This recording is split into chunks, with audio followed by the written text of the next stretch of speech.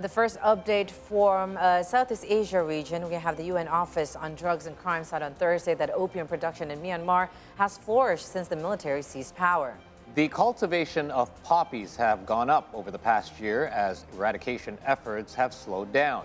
Meanwhile, the country's faltering economy has also led to more people toward the drug trade.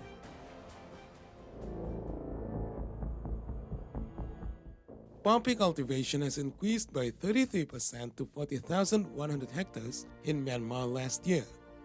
More than a year since the military seized control of the country from Aung San Suu Kyi's democratically elected government. Based on UN estimates, the overall value of opiate economy in Myanmar ranges between 660 million to $2 billion US. The amount differs based on how much raw opium was sold locally and how much was turned to heroin or other drugs.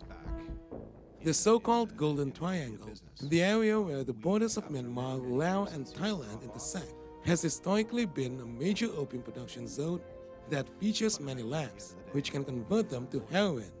Most of Myanmar's opium are exported to China and Vietnam, while heroin is sent to many countries across the region. Production estimates hit a base of 440 tons in 2020, which is slightly higher than the amount in 2021. Meanwhile, last year's numbers spiked to around 870 tons.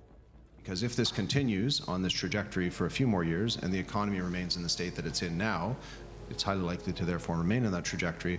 We're going to be looking at a significant broader impact on the societies around that country. It's highly also likely that we'll start seeing the heroin from this area, which is much more desirable, I would add, than the Afghan heroin supply. That is broadly known in the business. Political instability has hampered eradication efforts substantially, as only 1,403 hectares were eradicated last year. The amount is 70% lower than that of 2021. At the same time, more remote households have been pushed to rely on opium cultivation as a source of income, as civil conflict continues to take its toll on the Myanmar economy.